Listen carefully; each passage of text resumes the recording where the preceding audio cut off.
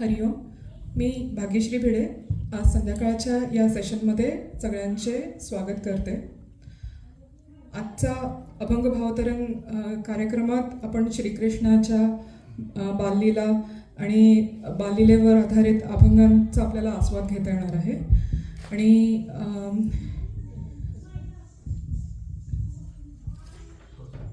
आणि या सेशनमध्ये आपल्याला अनिल रोडे काका यांची बासरी वादन ही ऐकता येईल आणि हार्मोनियमवर अनिश धरम असतील आणि अथर्व कुलकर्णी तबल्यावर असतील. अश्विन रोडे आणि दीपश्री फाटक यांचे हे अभंग सादर करतील.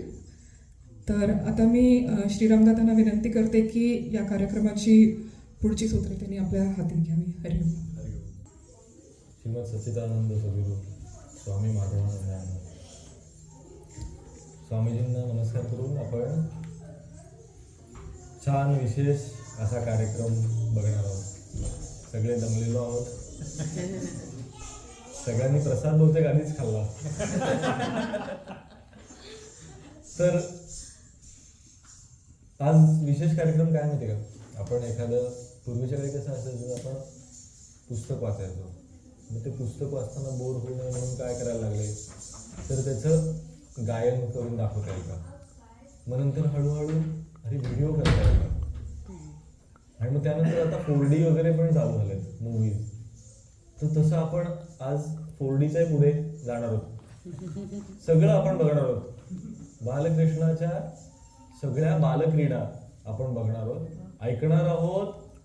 म्हणजे मी थोडंसं सांगेनच गोष्टी, त्यानंतर आपण श्रवण भक्ती करणार आहोत की छान अभंग ऐकणार आहोत.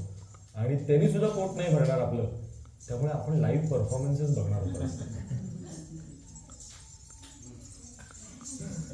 तर करूयात चालू. फार गोडवा ऍक्च्युली सगळ्या या बालक्रीडांमध्ये. गोकुळामधल्या एस्पेशली आपल्याला सगळं पहिलं तर माहितीच आहे की कृष्णाच्या जन्माच्या कथा आपल्याला माहिती आहे.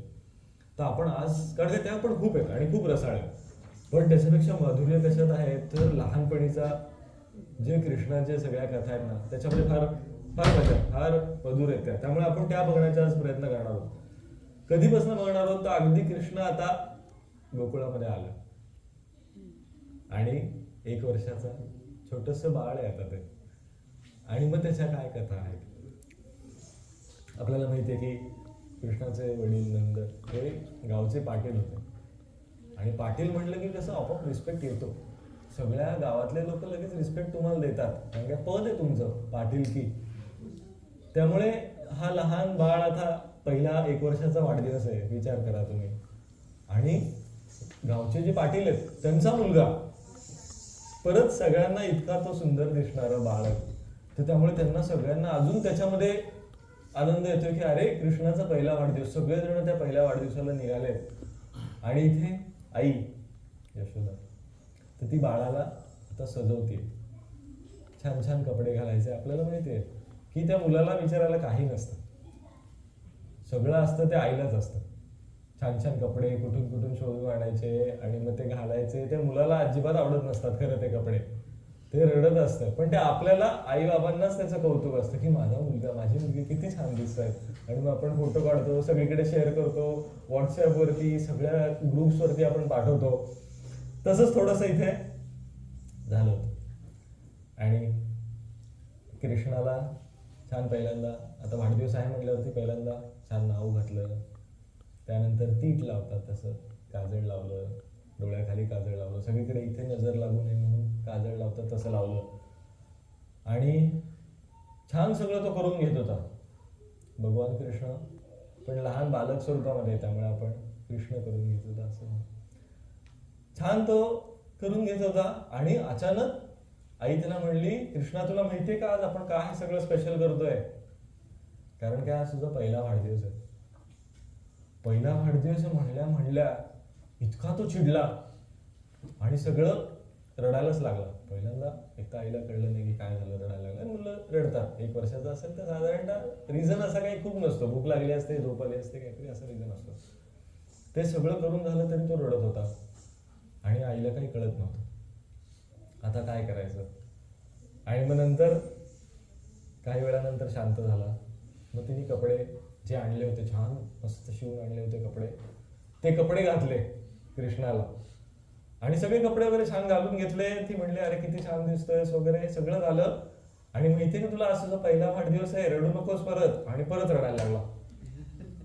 आता हिला कळायला नाही मार्ग की अरे रडतोय का, काय झालं नक्की रडायला. परत तेच काही ना काहीतरी करून शांत केलं. आणि मग नंतर तीट वगैरे लावली होती, छान सगळं सगळं झालं.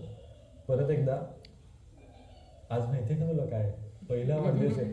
मग ते इतका चिडला कृष्ण की सगळं एकतर रडून रडून सगळं डोळ्याला जे लावलं होतं काजळ ते सगळं चेहऱ्यावरती, कपडे फाडायला लागला, इतकं काय काय करायला लागला. आणि हे कुणाला काय कळायलाच मार्ग नाही. तर देव सगळे वरतून बघत होते. आता ते वरतून म्हणजे आपण ते टीव्हीत बघतो की वरनं आकाशातलं बघत होते, पण आपण तेच अजून करू की सगळे देव वरनं बघतायत कृष्णाच्या बालक्रीडा किती छान आहेत आणि असा का करतोय कृष्ण, काय झालं याला एकदम. आणि मग नंतर त्यांना विचारलं की का असं करत होता. तर त्याच्यावरती त्यांनी सांगितलं की मला राग का आला, तर मी 1 वर्षाचा झालो म्हणून मला हे बंधनात टाकत होते. खरं म्हणजे मी अज अमर आहे. मला जर का वयच नाहीये तर तुम्ही मला 1 वर्षाच्या बंधनात का टाकताय. म्हणून मला त्याचा राग येत होता की माझा पहिला वाढदिवस असं तुम्ही सारखं मला सांगत होता आणि त्याचा मला राग येत होता. अशा छान छान गोष्टी कृष्णाच्या आहेत. थोड्या थोड्या आपण बघूच, पण कृष्णाच्या गोष्टी म्हणलं ना की ते किती म्हणलं तरी मन नुसत्या गोष्टी ऐकून आपलं भरत नाही. तर आपण काय करू माहितीये का, सुरुवातीलाच आपण ऍक्च्युअल कृष्ण भगवान आणि त्यांचे सगळे तिथले जे होते मित्र मैत्रिणी आई बाबा ते सगळे आपल्याला भेटतील का, किती मजा येईल ना. तर आपण ते बघूयात आता भेटतील का. आणि ऍक्च्युअल आता आपल्याकडे भगवंत येणार आहेत बालक्रीडा करायला. आपल्या लहान कलाकारांनी श्रीकृष्णावर एक छोटं स्केट नाटक तयार केलं आहे. तर ह्यामध्ये पार्थ साठे नंद महाराजांची भूमिका करेल, सोहम भिडे बलरामची भूमिका करेल, चिन्मयी शेठजी यशोदा आणि चैतन्य शेठजी श्रीकृष्ण ची भूमिका सादर करेल. चिन्मयी ह्याच्यामध्ये मधुराष्टक पण म्हणणार आहे. आणि राधेच्या भूमिकेत सिमरन भिडे आहे आणि ती कथक नृत्याद्वारे पनिहारी गतभाव आणि नीरभरण कवित असं सादर करणार आहे. तर आपण कृष्णाचे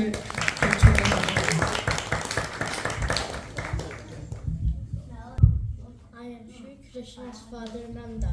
I am the chief of the town of Gokul. Our main business is making butter and selling it to the nearby towns and city.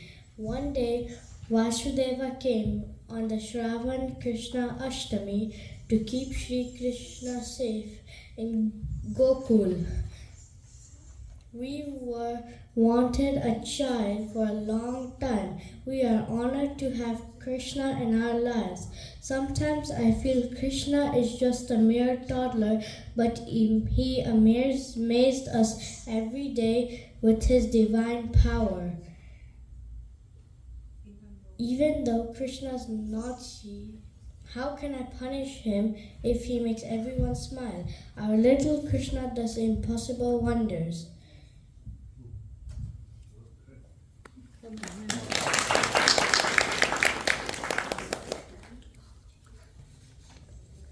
My name is Balram. I'm lucky because in this birth I am Krishna's older brother.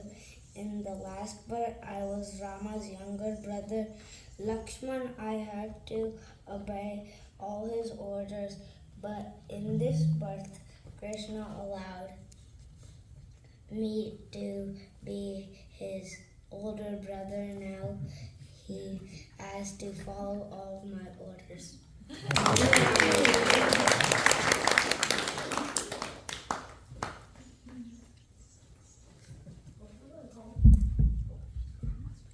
I'm Krishna's mother, Yashoda. Krishna and my work occupy me all day, but I never feel tired. Krishna loves butter, and at times he steals butter too. He's the sweetest little butter thief in the world.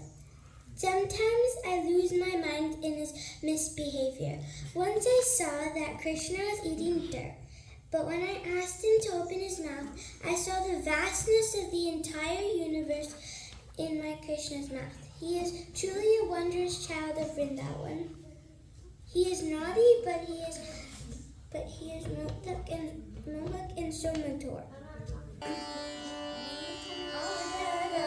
Maduram vadanam maduram nayanam maduram hasitam maduram hridayam maduram kamanam maduram maduradipate akilam maduram vachanam maduram charitam maduram vasanam maduram paritam maduram charitam maduram amitam maduram maduradipate akilam maduram renor maduro renor madura kaner maduro mado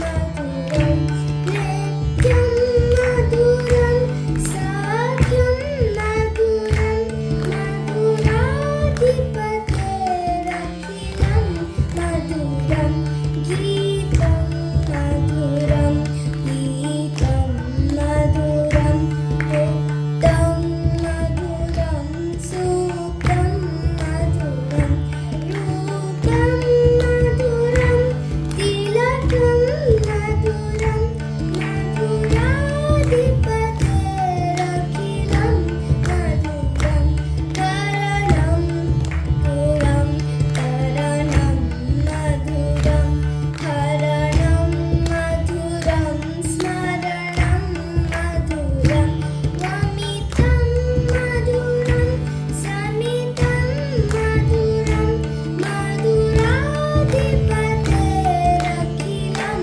maduram gunja madura maala madura yamuna madura vichi madura salilam maduram kamalam maduram maduradipate akilam maduram gopi madura veera madura bhuktam duram bhuktam maduram krishnam maduram shreshtam maduram maduradipate akilam maduram gopa madura kapo madura yashte madura shreshte madura dalitam maduram falitam maduram maduradipate akilam maduram maduradipate akilam maduram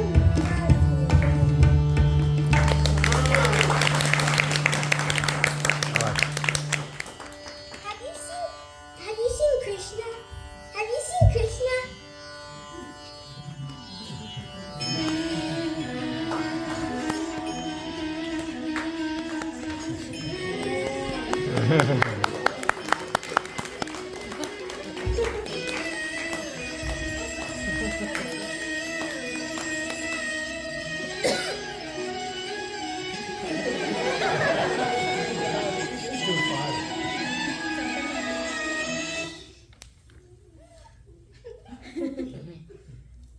My name is Krishna.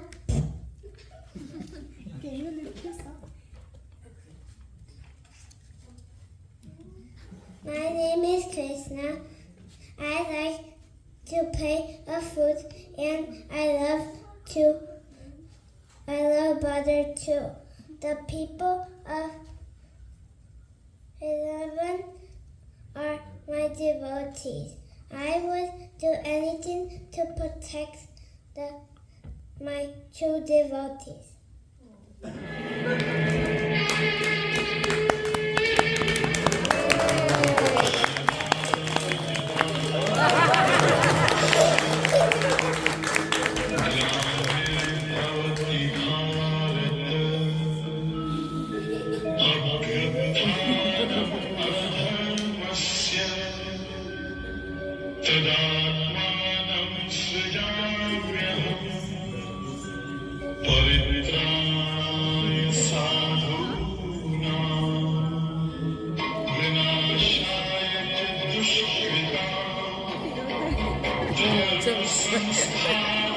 भारी.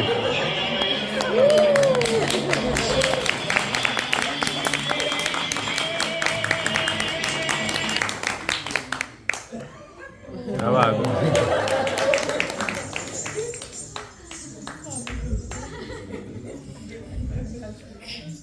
I'm Radha. Every day I listen to the sweet notes of Krishna's flute and I can't keep myself from dancing. He's occupied all my mind with his divinity. He and his friends are the biggest pranksters ever, and sometimes they tease me and my friends too. Today I'm going to the river to fill my pot with water. I hope he won't bother me, but at the same time, I want to see him too.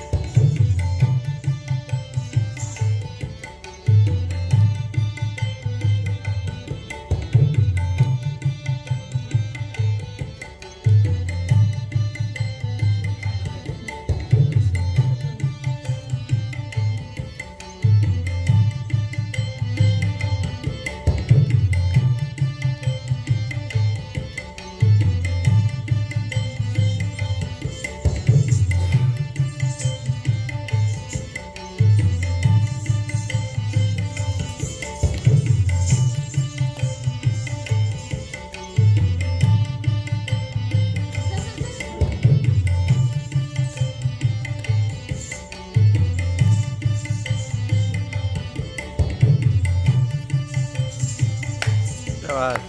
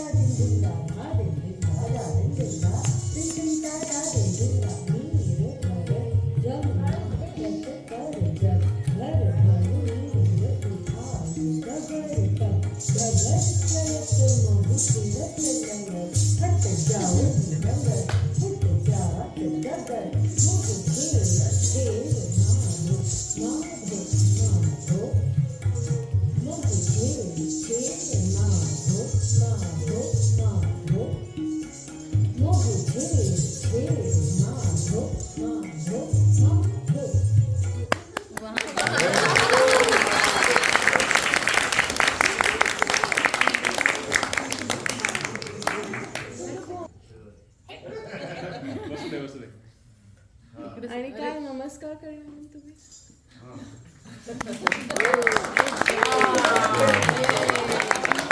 हरिओम हरिओम. वा छान. इतकं सुंदर सगळ्या मुलांनी केलं. मला इतकं नवल वाटलं माहिती का, कॉन्फिडन्स किती आहे या मुलांचा. म्हणजे आपण एखादं काहीतरी करतोय, प्रेझेंट करतोय आणि there is a interruption. Interruption झाल्यावरती आपलं म्हणजे मी जर असतो ना खरं सांगायचं या वयामध्ये अशा आत्ता सुद्धा कर आणि एकदम इंटरप्शन झालं तर असं हे होतं, अरे काय करू आता, रिदम सगळा मोडलाय, पण कुठेही काही असं जाणवलं नाही आणि शी जस्ट कंटिन्यू. आणि कास्टिंग किती सुंदर होते सगळ्यांचं. आणि पडद्यामागचे कलाकार त्यांचं आपण कौतुक करूयात. लेखक प्राची आणि सगळ्यांच्याच आया त्यांनी त्यांच्याकडनं करून घेतलं. त्यानंतर सगळं जे जे हे बनवलंय ते सुद्धा त्या मुलांनीच बनवलंय बरं का. मुकुट असू दे, सुदर्शन चक्र. आणि एक अजून एक व्यक्ती म्हणजे आपली एडिटर इन चीफ नवीन एक आहे संविधा. ते प्राचीने लिहिलं आणि संविधाने ते सगळं एडिट केलं की या मुलांना कसं काय आवडेल बोलायला. त्यामुळे सगळ्यांचे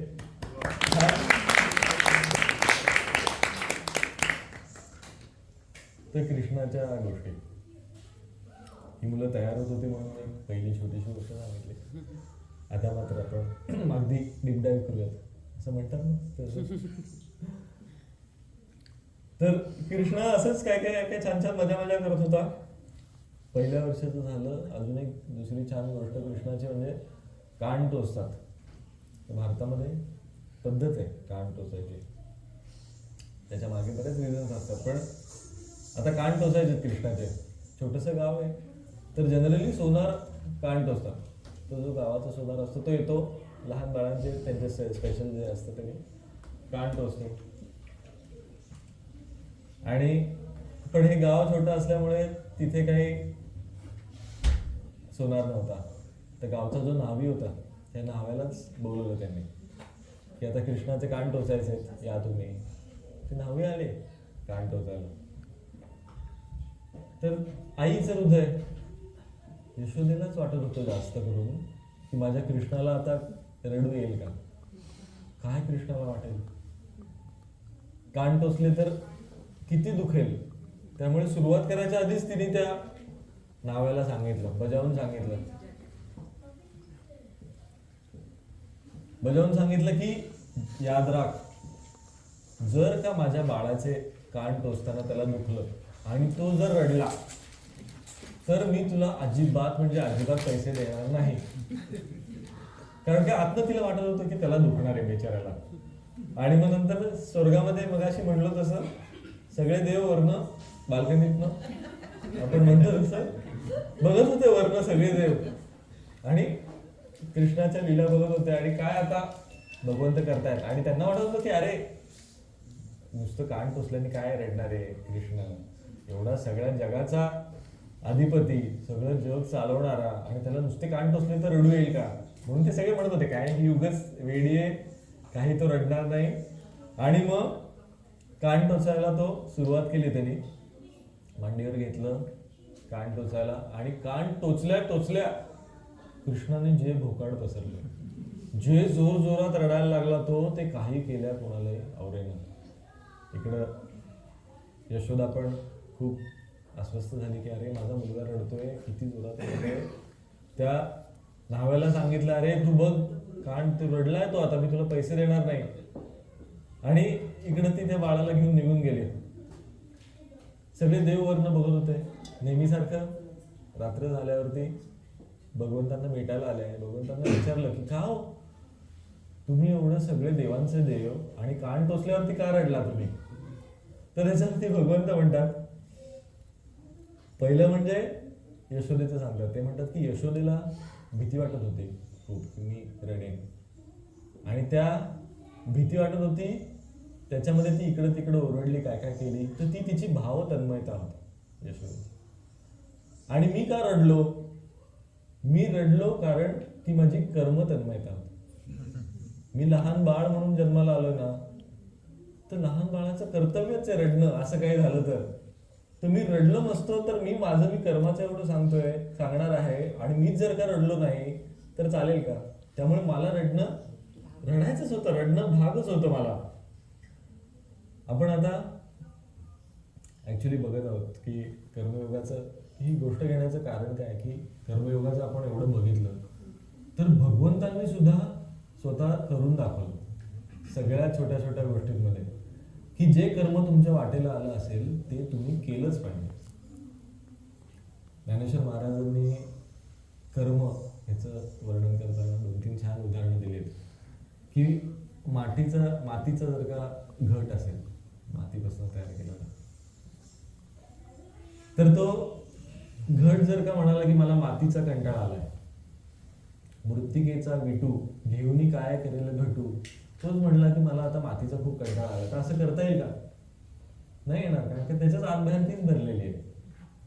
तसंच अग्नी जर का म्हणाला की मला उष्णतेचा कंटाळा आलाय, मला उष्णता नको, होईल का असं? कारण की उष्णता सेपरेट नाहीच आहे, ती त्याच्याच आतमध्ये आहे. किंवा अजून एक छान सांगितलंय की हिंगत रासना घ्राणी तरी सौरभ्य कैसे आणि. हिंग जर का म्हणाला की माझा वास आहे ना फार उग्र आहे आणि मला तो सगळेजण मला चिडवतात की मला फार उग्र वास आहे वगैरे, तर मला उग्र वास नको, तो गुलाब आहे ना त्याचा किती सुंदर वास असतो, मला त्याचा जर का वास मिळाला तर, असं तो जर का म्हणला आणि आपण उद्या कढी करायला गेलो तर ती रोज वॉटर कढी सगळी चिडवतील ही कुठली कढी केली. त्या गोष्टीला तेच अनुरूप हवं. जो हिंगाचा जो वास असतो, चव असते, ती बरोबर कढीमध्ये घातली तरच ती मजा येते, गुलाब घालून मजा येणार नाही. तसं जे जे कर्म आपल्या वाटेला आलं असेल ते आपण अगदी उत्कृष्ट रीतीने करायला हवं. जे आपण सकाळी बघितलं, पण गोष्टीच्या स्वरूपात पण बघितलं की अजून जास्त मजा येते. कृष्णाची सगळ्यांनी छान छान छान छान इतकी गोष्टी सांगितल्यात ना, पण सूरदासांनी खूप सुंदर रीतीने डिस्क्रिप्शन दिलेलं आहे. नामदेव महाराजांनी पण छान दिलंय, तुकाराम महाराजांचं पण आहे, पण सूरदासांचं जे आहे ते खूपच सुंदर आहे. कृष्ण आता चालायला शिकतो आहे आणि चालता चालता त्या कथा पण फार सुंदर आहेत. म्हणजे अगदी आपल्या डोळ्यासमोर उभे राहतात. दोन दिलं टमकत चाले गोजिरी पावली घालून या, पायी ऋण ती वाळे गोपी पाहता डोळे मनोरिजे. थोडक्यात काय की आता तो कृष्ण चालायला लागलाय, चालतोय आणि 1-1.5 वर्षाचा आहे असं आपण इमॅजिन करू. अगदीच जस्ट रांगण्यापासून चालायची सुरुवात झाली आहे, तर ते काही मुलांना चालता येतं का? नाही. चालायचा प्रयत्न करतात आणि मध्येच डुबुक्कन पडतात, पण त्याच्यामध्ये सुद्धा आपल्याला कौतुक असतं की अरे किती छान चाललंय. खरं तो पडलेला असतो, पण तरी सुद्धा आपल्याला लहान बाळ पडतं त्याचं पण कौतुक असतं, त्याचे पण आपण हल्ली व्हिडिओज काढून सगळ्यांना पाठवतो की बघ किती छान चालतंय. तसंच कृष्णाचं होतं, चालता मध्येच पडायचं आणि पडल्यावरती काय करायचं तर पहिला इकडं तिकडं बघायचं, कोणी मला बघितलं तर नाही, मी कृष्ण आहे आणि मी पडलो, कोणी मला बघितलं तर नाही, असं बघायचा आणि तसंच पुढे पुढे जायचा. एकदा तो असंच चालत जात होता, असंच पडत धडपडत आणि चालता उमऱ्यापाशी आला. आता उमरा आपल्यासाठी छोटा असतो, पण जर का छोटंसं बाळ असेल तर त्याच्यासाठी ते ओलांडणं सुद्धा खूप मोठं असतं. उमऱ्यापाशी आला, उमऱ्यापाशी येऊन पायाने असं उभा राहिलाय, उमऱ्याला थोडासा उंच उमरा आहे, उभा राहिलाय उमऱ्याला धरून आणि उमरा ओलांडण्याचा प्रयत्न करतोय, पाय वरती टाकायचा प्रयत्न करतोय, पाय काही वरती जात नाहीये. एकदा प्रयत्न केला, 2दा प्रयत्न केला, 3दा केला, काही प्रयत्न केला तरी काही होत नाहीये. मग काय करायचं? आई कुठे आहे का? आईला आपण कसं हाक मारू? बोलता तर येत नाहीये, रडून हाक मारू शकतो पण मला रडायचं नाहीये, पण मला आईला मदतीला पण हाक मारायची. काय करायचं? मग पायामध्ये छान आवाज करणारं वाळं आणि हे ते सगळं असतं. मग पायाने एक पाय नाचत जोरजोरात पायाचा आपटतोय की जेणेकरून आईचं लक्ष जाईल. बऱ्याच वेळा 1दा-2दा केलं आणि मग नंतर आईचं लक्ष गेलं आणि मग आईला अरे काय करतोयस तिथे, तुला पुढे जायचंय का म्हणून यशोदा माता तिथे आली. हळूच हे बघ, एक पाय असा वरती ठेवा असं म्हणून एक पाय असा वरती करून उमऱ्याच्या तिकडे ठेवला. मग नंतर हळूहळू दुसरा पाय सुद्धा कसा वरती करायचा तो पण शिकवला आणि मग दुसरा पाय वरती करून उमऱ्याच्या पलीकडे कृष्ण गेला आणि उमऱ्याच्या पलीकडे गेल्या लगेच अशी विजयी मुद्रा भगवंतांनी केली. बघा उंबरा क्रॉस केलाय मी, असं म्हणून की सगळ्यांकडे सगळ्यांनी अप्रिशिएट करा. असं लहान मुलांचं असतं ना, छोट्या छोट्याच गोष्टी असतात. पण तसं केलं. आणि इकडं बलराम जे होते ते हसत होते की काय किती तुम्ही मजेशीर काय काय करत असता, लीला करत असता. नुसता उमरा तुम्ही क्रॉस केलाय, पण किती आपण म्हणतो ना की सगळ्यांना दाखवायचंय अशा ह्याने तुम्ही करताय. आणि खरं म्हणजे तुम्ही एक पाय ठेवला तर त्रिभुवन सगळं व्यापून टाकाल आणि तुम्हाला उमरा काय अवघड आहे का, असं म्हणून हसत हसत बलराम त्यांच्याकडे बघत असतात. छान छान कृष्णाच्या लहानपणीच्या गोष्टी आहेत. पण सर्वात महत्वाचं म्हणजे परब्रह्म हेच आहेत कृष्ण.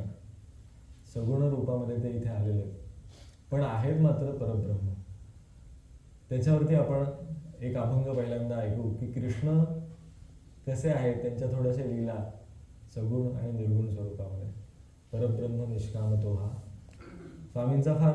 स्वामींची फार आवडतीची गवळण होती आणि ती आपण आता अश्विन रोडे यांच्याकडनं ऐकूयात. परब्रह्म निष्कामतो.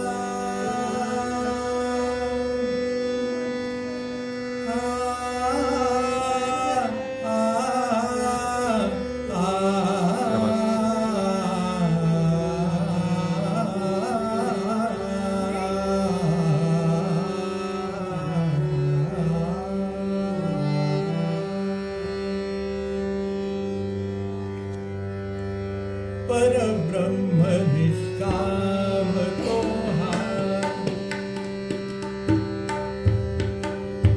परब्रह्म निष्कामतो हा परब्रह्म निष्कामतो हा परब्रह्म निष्कामतो हा परब्रह्म निष्कामतो हा परब्रह्म निष्कामतो हा परब्रह्म निष्कामतो हा परब्रह्म निष्कामतो हा परब्रह्म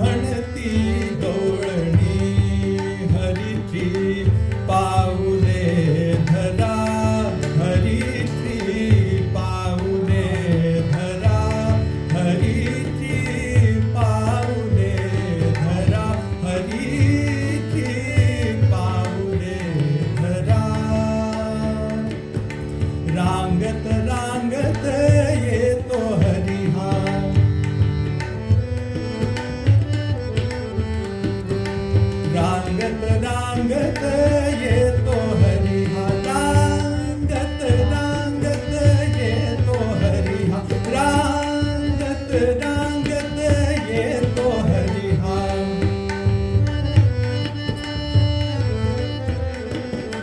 रांगत रांगत येतो हरिहा रांगत रांगत येतो हरिहा राज मंदिरात हरिहा राज मंदिरात हरिहा राज मंदिरात हरिहा राज मंदिरात हरिहा राज मंदिरात हरिहा रांगत रांगत येतो हरिहा राज मंदिरात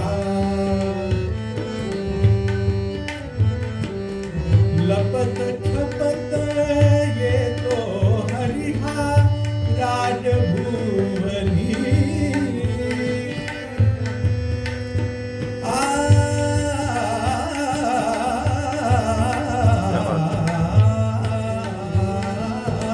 लपत छपत लपत छपत लपत छपत लपत छपत येतो हरिहा राजभुवनी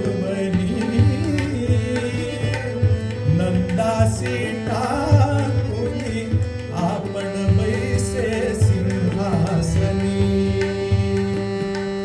नंदासी टाकुनी आपण बैसे सिंहासनी सापडला देवारी अहो सापडला देवारी सापडला देवारी सापडला देवारी सापडला देवारी यासी बांधा लाव्यानी यासी बांधा लाव्यानी शंखचक्र गदा पद्म शारंग पाणी बहुता कष्टे बहुता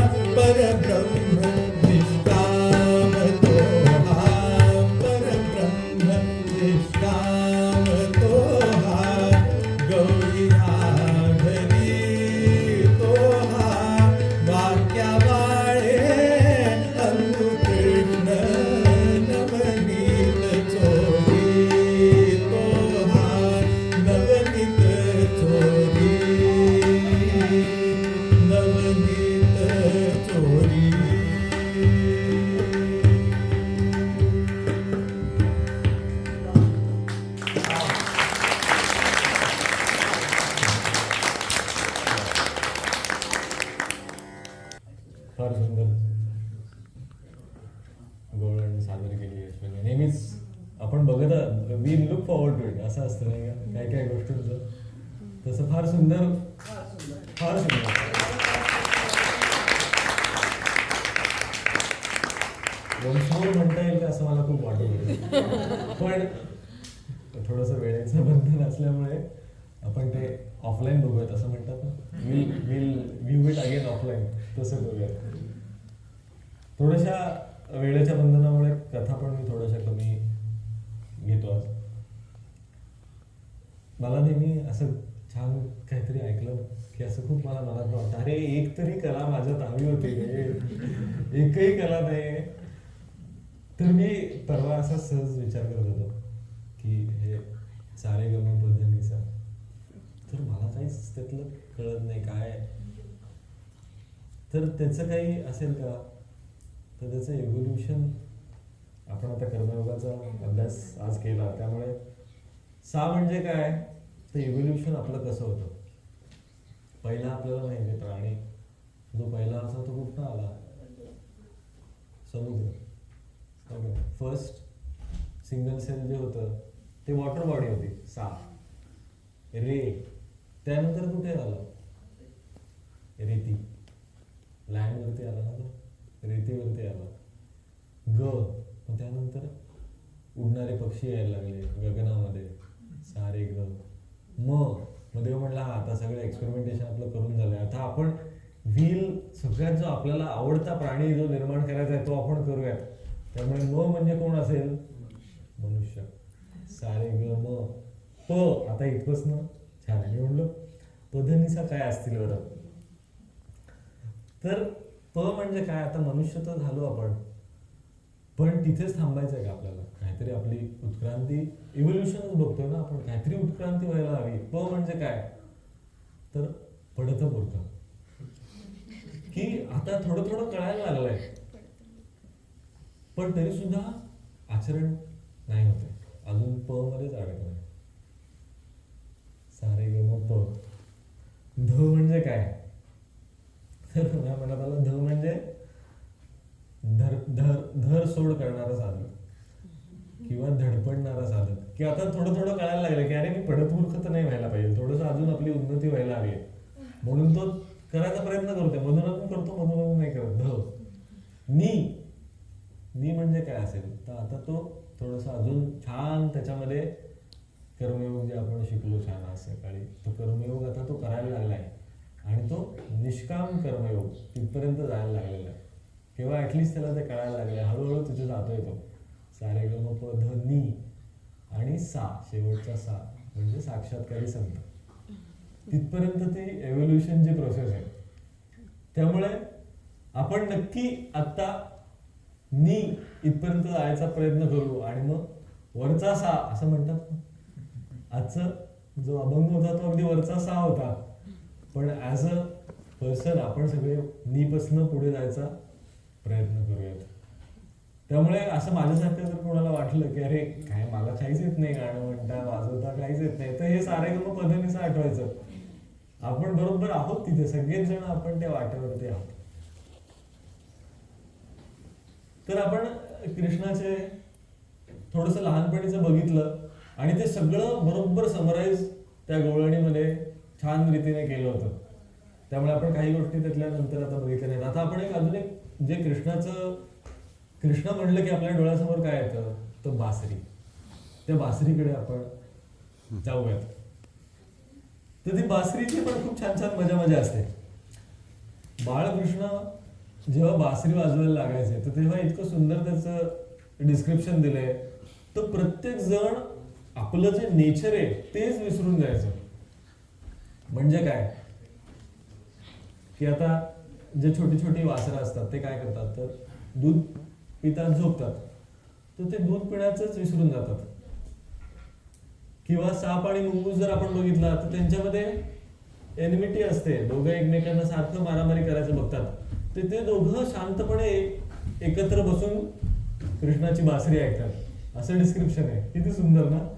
किंवा पाण्याचा स्वभाव काय, वाहणं हे पाण्याचा स्वभाव आहे, टू फ्लो. पण पाणी वाहणंच विसरून गेलं, तिथेच राहिलं की अरे बासरी मला ऐकायची, मी आता पुढे कशाला जाऊ. किंवा भ्रमर जो असतो तो फुलावरती बसतो, परत दुसऱ्या फुलावरती जातो, असं कंटिन्युअसली तो एका फुलावरून दुसऱ्या फुलावरती जातोय, पण तो भ्रमर सुद्धा विसरून गेला आणि एकाच फुलावरती शांत बसून राहिलाय आणि बासरी ऐकत बसलेला आहे.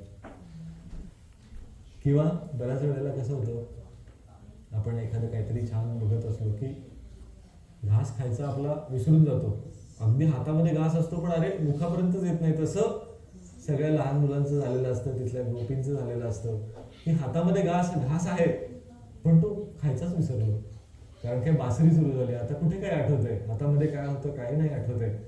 अशी ती कृष्णाची बासरी. सगळ्या गोपी ज्या आहेत त्या कृष्णाच्या आईकडे यशोदेकडे येतात आणि तिला सांगतात की हा जो कृष्ण आहे ना तुमचा, त्याला प्लीज बासरी वाजवायला सांगू नका. का बासरी वाजवायला सांगू नका? तर आमच्या चुलीमध्ये टाकलेली जी लाकडं असतात त्यांना पाझर फुटतो. ती ओली होतात आणि मग आमच्या चुली असतात त्या काही जळत नाहीत. आता लाकडांना पाझर फुटेल का? नाही. त्या ज्या गोपी असतात त्यांच्या अंतःकरणालाच पाझर फुटतो. आणि खरं काय आहे तर चुलीमध्ये ते लाकडं घालायला विसरतात किंवा ते आग लावायला विसरतात आणि कृष्णावरती सगळं खापर फोडतात. पण खरं काय आहे ते इतकं ते तन्मय झालेले आहेत कृष्णाच्या बासरीमध्ये की आम्ही सगळं विसरून जातो. जेवायला करायचंय, आमची मुलं सगळी वाट बघतायत, नवरा आता येईल आणि आमचं काहीच नाही झालं कारण की कृष्णाची बासरीच ऐकत बसलो. तर तुम्ही कृष्णाला बासरी वाजवायला सांगू नका असं ते सगळेजण येऊन यशोदेला सांगतात. मोहक अशी कृष्णाची बासरी आहे. आपण एक कथा कृष्णाच्या बासरीची बघणार आहोत कारण की ती खूप इंटरेस्टिंग आहे. कृष्णाच्या हातात बासरी आली कशी, ही खूप इंटरेस्टिंग अशी कथा आहे. ती आपण ऐकू, पण त्याच्याआधी आपण ऍक्च्युअल बासरी वादन जे आहे ते रोडे काकांकडनं आपण ऐकणार आहोत. तर आता रोडे काका.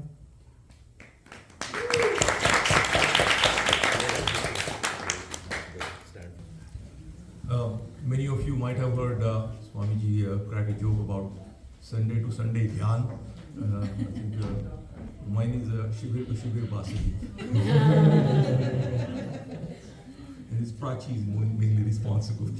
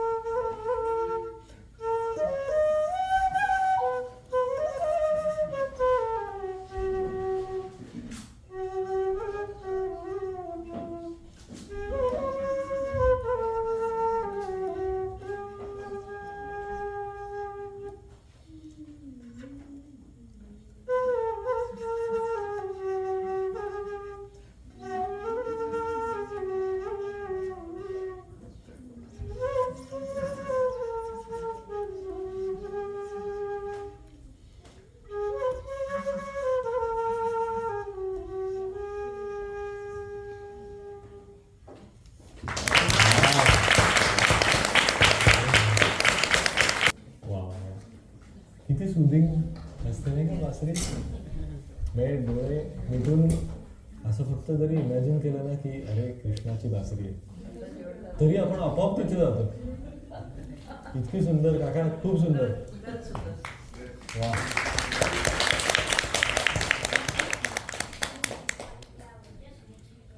बासरी कृष्णाची.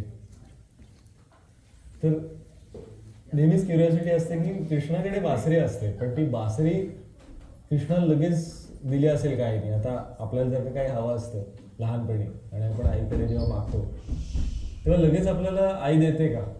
काहीतरी आपल्याला ते करावं लागतं की नाही, काहीतरी करून I have to convince mommy असं असतं की नाही लहान मुलांचं. आणि मग काही ना काहीतरी करून ते सांगत राहतात, वेगवेगळी उदाहरणं देतात. तसं बासरी हवी असते भगवंतांना, कृष्णाला. आणि ती बासरी कशी मिळेल त्याची कथा. तर आपल्याला माहिती की कृष्ण हा खूप खोड्या करणारा होता. माखन चोरीचं तर आपल्याला सगळ्यांना माहितीच आहे. पण एक अजून एक त्याला हवं होतं. तो म्हणला की मला ही जी माझी सगळी मित्र आहेत सगळी त्याच्यापेक्षा त्यापेक्षा मोठी त्याच्या आजूबाजूची सगळी मित्र असतात त्याची. तर ही सगळी जी मुलं आहेत ना ती गुरं चारायला, सगळी गुराख्याचीच मुलं आहेत. तर ती सगळी गुरं चारायला जातात आणि मला त्यांच्याबरोबर जायचंय असं तो हट्ट करतो आईकडे. आता ही मुलं तशी थोडी मोठी होती, पण कृष्ण 5-6 वर्षाचा. तर आता जंगलामध्ये जायचं सगळे गुरं चारायला, तर कुठली आई पाठवेल का मुलाला? नाही पाठवणार. तसंच यशोदेने सांगितलं की तू काही जाऊ शकत नाही. आणि खरं त्याच्या मागचं रिझन होतं की ती खूप मनातनं घाबरली होती की आता एवढा छोटा मुलगा जाणार, एकटा जाणार, मित्रांबरोबर गेला तरी ती सुद्धा सगळी छोटी छोटी मुलं आहेत. तिथे जंगलामध्ये आपल्याला काय माहिती काय आहे. आणि तिच्या मनामध्ये आपल्याला माहिती आहे की जर का आपला एक विचार वाईट आला की त्याच्या मागून इतके मनातनं विचारायला लागतात, आपण काय काय काय विचार करायला लागतो. तसे यशोदा पण विचार करायला लागते. आणि तो म्हणतो का आई, का मी नको जाऊ? तर ती मनात तिच्या पहिल्यांदा विचार येतो की हा आता जाणार जंगलामध्ये, कोणी आई नाही बाबा नाही म्हटल्यावर ती मुलं दंगा करतात. तसं हा जाणार जंगलामध्ये, मस्त झाडं असणार खूप सारी, झाडांवरनं हा कुठेतरी चढला आणि एकदम पडला, लागलं तर काय व्हायचं याला, असं यशोदेच्या मनात येतं हा. आणि तेवढ्यात कृष्ण लगेच म्हणतात, आता हा संवाद हिंदीमधला आहे. मैं पेड़ पे नहीं चढूंगा माँ, तेरी 100 म्हणजे शपथ. आपण म्हणतो ना आई तुझी शपथ घेऊन सांगतो अगं मी नाही करणार असं. तसं तो कृष्ण म्हणतो माँ मैं पेड़ पे नहीं चढूंगा तेरी 100. त्यानंतर तिच्या मनामध्ये अजून एक विचार येतो की अरे एवढी मोठी तिथे नदी आहे, त्या नदीमध्ये इतके विषारी सगळे साप असतात, आपल्याला ती सगळी स्टोरी माहितीच आहे.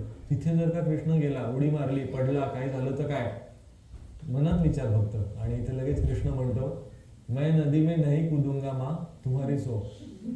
आता इथे यशोदेला कळत नाही, मला एकतर राग येतो, त्यात मी जे मनात म्हणते तेच हा मला सांगतो की मी ते नाही करणार, त्यामुळे अजून तिला राग येत होता. आणि त्या अवस्थेमध्येच आई यशोदा कृष्णाला म्हणली, नेहमी का तू म्हणतोस तुझी शपथ, असं म्हण ना की माझी शपथ घेऊन सांगतो, हर बार क्यों कहना है तेरी 100 मेरी 100 असं म्हण, असं ती चिडून त्याला म्हणते.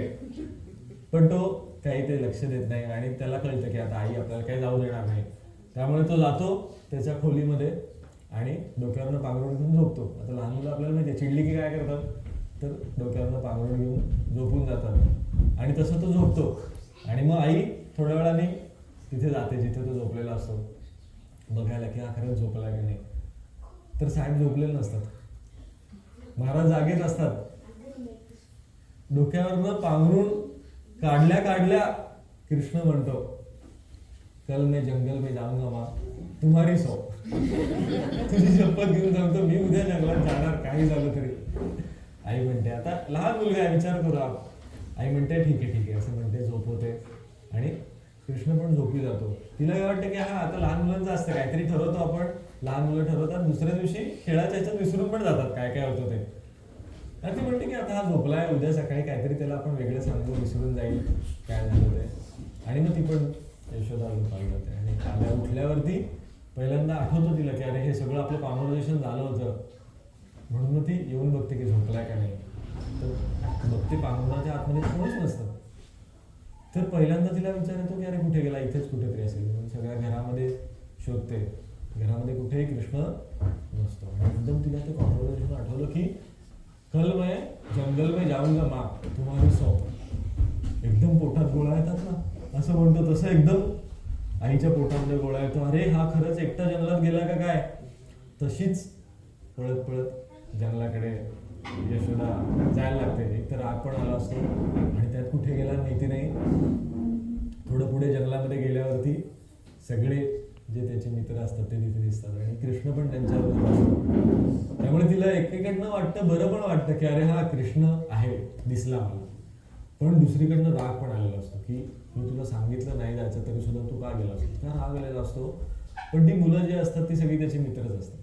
ती सगळी लगेच आईला सांगतात की तुम्ही काही काळजी करू नका, आमच्याबरोबर आहे, आज तो आलाय ना तर राहू दे आमच्याबरोबर, आम्ही त्याला नंतर घरी घेऊन येतो, तुम्ही काळजी करू नका असं ते समजवतात. आणि यशोदा पण म्हणते ठीक आहे. घरी येते यशोदा. मग आता घरी आल्यावर सुद्धा आई आहे, तिला काही चैन पडत नाही की अरे मी त्याला सोडून तर आली आहे, पण परत तेच विचार सगळे की काय झालं असेल कृष्णाला, काय झालं असेल. आणि नंतर घरी येतात. आल्या आल्या पहिल्यांदा यशोदा सांगते की तू तिकडे जंगलात आहे, मी तुम्हाला सगळे भरून देते, काय काय काय काय खायचंय ते घेऊन पहिल्यांदा जंगलामध्ये जा. आता गावचे पाटील त्यामुळे मस्त मस्त गुलाबजाम हे ते असं सगळं खूप छान छान छान छान भरून घेऊन जातात. आणि घेऊन गेल्यावरती ती मुलं इतकी खुश होतात की अरे कृष्ण जर आपल्याबरोबर येणार असेल दररोज तर दररोज आपल्याला असं काय काय खायला मिळणार आहे. कारण की ती गरिबाची मुलं असतात, त्यांना हे सगळे पदार्थ तसे मिळत नसतात. कथा काय सांगते थोडक्यामध्ये की बऱ्याच वेळेला कृष्ण हवा का कृष्णाचं ऐश्वर्य, देव हवा का देवाचं ऐश्वर्य, हे आपल्याला चॉईस नेहमी देत असतं. बऱ्याच वेळेला आपण कृष्णाचं ऐश्वर्य हे चूज करतो, तसं चूज करायला नको. कृष्ण आपण चूज करायला नको. पण ही मुलं तशी साधी असतात, छोटी असतात, त्यामुळे त्यांच्या बाबतीमध्ये हे लागू होत नाही. पण कथा आपल्याला आपल्याच मध्ये इंट्रोस्पेक्ट करायला सांगते. ती कृष्ण म्हणतात की सगळी मुलं म्हणतात की सगळे मिळून ते खातात एकत्र जे जे आणलेलं असतं. आणि दुसऱ्या दिवशी परत आता कृष्ण म्हणतो की मला जायचंय. आणि काय करणार तर सगळी मुलं म्हणतात की कृष्णाला बरोबर आमच्या परत पाठवा. त्यामुळे ती कृष्णाला परत पाठवते. कृष्ण जाऊन येतो, 2-3 दिवस होतो आणि मग आईच्या मनातला काही चैन पडत नसतं. आता काय करायचं म्हणून ती म्हणते कृष्णा मी असं ऐकलंय की त्या जंगलामध्ये खूप मोठा राक्षस आहे, तर तू जाऊ नको हा जंगलामध्ये. तर कृष्ण म्हणतो हो हो बरं बरं बरं. आणि कृष्ण एकदम म्हणतो नाही जात नाही. आणि तो थांबतो, घरीच थांबतो. आणि इकडे मग ही बाकीची मुलं जातात, बलराम पण जातो त्यांच्याबरोबर. आणि बलराम जाऊन येतो. आल्यावरती तो पहिली गोष्ट आईला सांगतो, आई आम्ही सगळीकडे शोधलं कुठेही राक्षस नाही, त्यामुळे उद्या तू कृष्णाला परत पाठव. चोपडी मुलं असतात ना, मोठे मोठे भाऊ बहीण तसं. आणि मग नंतर कृष्णाला परत पाठव पडल्यावरती कृष्ण परत जायला लागतो. पण आईचं काळीज, तिला थोडीशी भीती मनामध्ये असतेच पहिल्यापासून. तेव्हा ती कृष्णाला म्हणते कृष्णा आता तू जाणार आहेस ना तर ही काठी बरोबर घेऊन जा. कृष्णाच्या हातात नेहमी काठी असते आणि बासरी असते. तर ही काठी मिळाल्याची कथा आहे की पहिल्यांदा दिली काठी की तू जंगलात जाणार आहे ना तर काठी बरोबर ठेव, काही जर का वाटलं तुला तर ती काठी वापरता येईल तुला. कृष्ण काठी घेऊन जातो सगळ्या मुलांबरोबर. आणि त्या दिवशी परत घरी येतो. आणि परत घरी आल्यावरती तो आईला म्हणतो की आई मला उद्यापासून जायचं नाहीये. तर का बरं जायचं नाहीये जंगलामध्ये. तर तो म्हणतो की ही सगळी मुलं आहेत ना, सगळी जी मोठी मुलं आहेत ती सगळी जी गुरं आहेत ती मलाच माझ्या मागेच पाठवतात आणि सगळी गुरं मलाच सांभाळायला लागतात आणि ही मुलं काही करत नाहीत. तिथे यशोदेला इतका राग होतो, एवढं छोटंसं माझं मूल 5-6 वर्षाचं, तुम्ही सगळे इतके मोठे 10-10 वर्षाची मुलं आणि त्या एकट्याला बिचारायला सगळी गुरं जेवढी गावातली असतील ती सांभाळायला सांगता का. तर ती जाते रागाने त्या मुलांकडे जाते, काय हे तुम्ही करताय. तर ती मुलं म्हणतात की अहो आम्ही तरी काय करू. जिथे कृष्ण जातो तिथे आपोआप त्या सगळ्या गायी जातात आणि त्याच्याच मागे जातात. त्यामुळे आम्ही काही त्यांना पाठवत नाही, पण कृष्ण गेला की सगळेजण त्याच्या मागे जातात. त्याच्या मागचं रिझन काय आहे तर गो म्हणजे गाय आपल्याला माहिती आहे. पण गोचा दुसरा अर्थ आहे इंद्रिय. इंद्रियांचा जो पालन करतो, इंद्रियावरती ज्याची सत्ता चालते, नियंत्रण करतो, तो पालन करणारा म्हणून गोपाल असं भगवंतांना नाव गोपाल पडलेलं आहे. आणि आपोआप सगळेजण त्याच्या मागे जात आहेत. त्यामुळे आई म्हणते आता काय करायचं मग? कृष्ण म्हणतो मला खरं जायचं तर आहे, सगळ्या माझे मित्र आहेत, जायचं आहे मला, पण आई खरं सांगू का, मी ती काठी तू मला दिली आहेस, ती काठी घेऊन मला सगळ्यांच्या अशा गुरांच्या मागे जावं लागतं, आणि माझे पाय तर किती छोटे आहेत तुला माहिती आहे, 5-6 वर्षाचाच आहे, माझे इतके पाय दुखतात अगं सगळ्या त्या गुरांना हे करून, मग काय करायचं?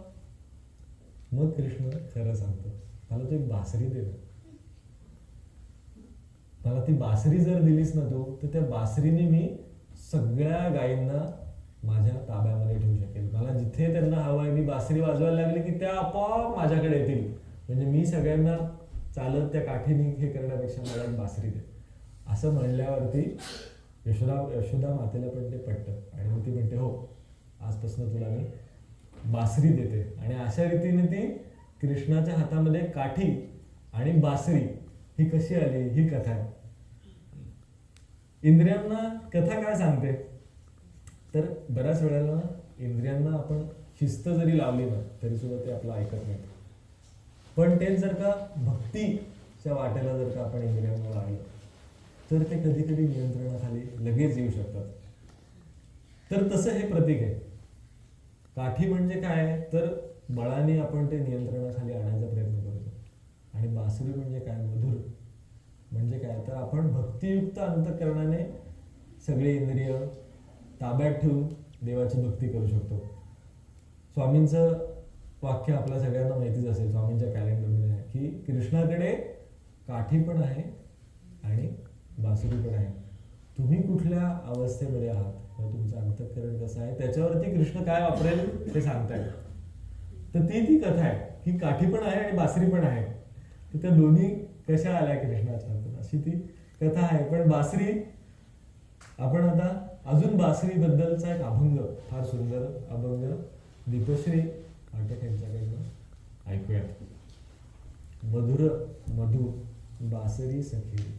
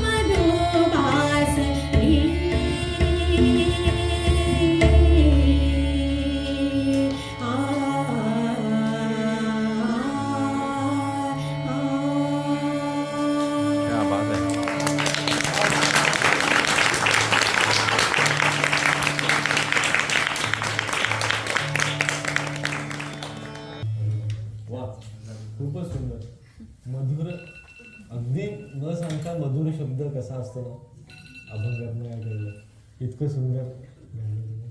आणि दोघांची साथ पण तुमची खूप सुंदर. छान.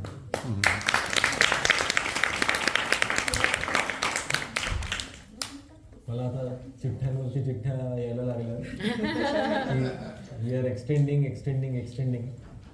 तर त्यामुळे आपण आता शेवटाकडेच लगेच वळूयात. अगदी 5 मिनिटात लगेच शेवट करूयात. कृष्णाचं लोणी आणि कृष्ण हे इक्वेशन आपण काढू शकत नाही.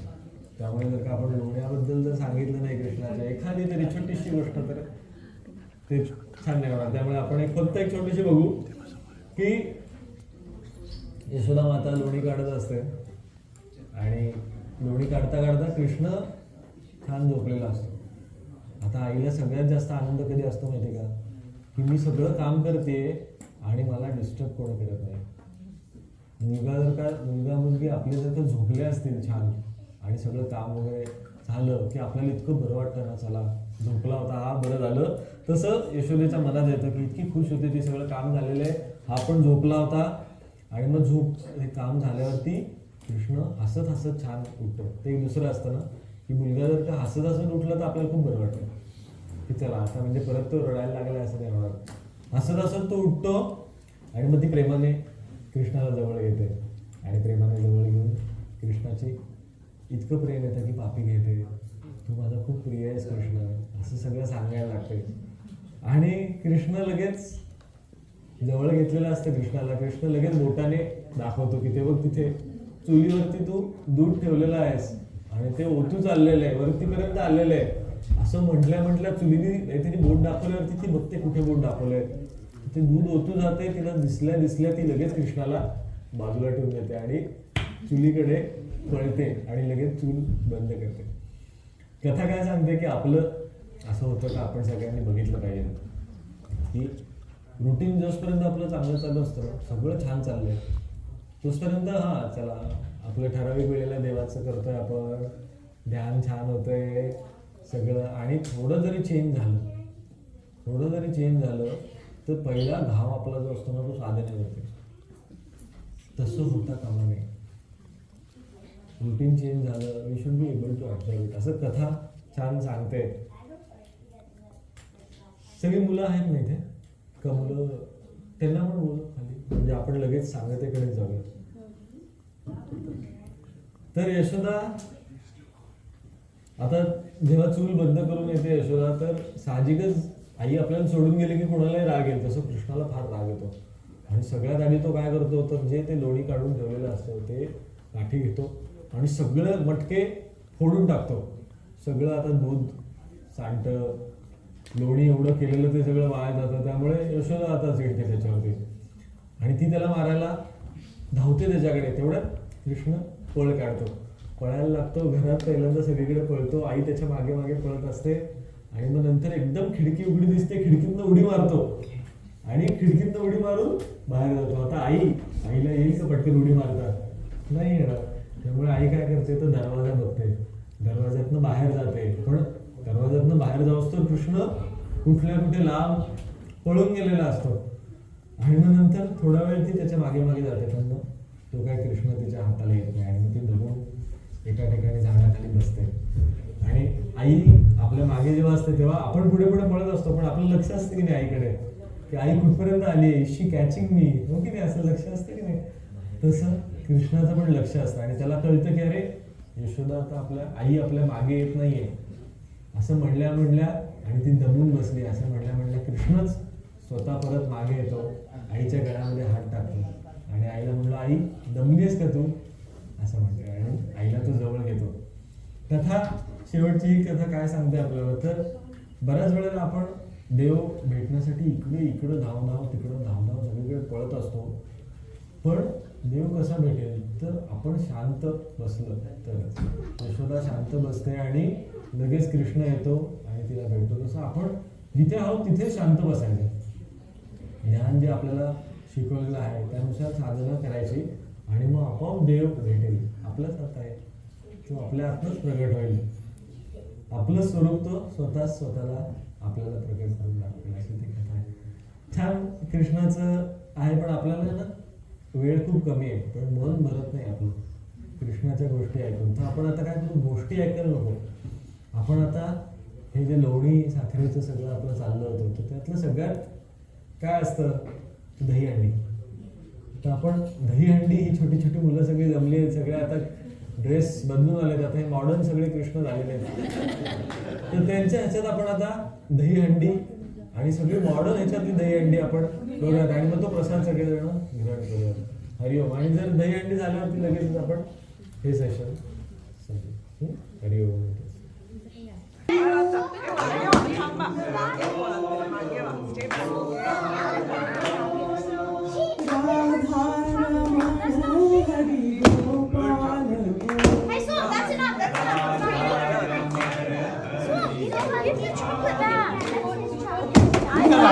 Stay back, okay? You're gonna give a hit at the stay in the back. Stay in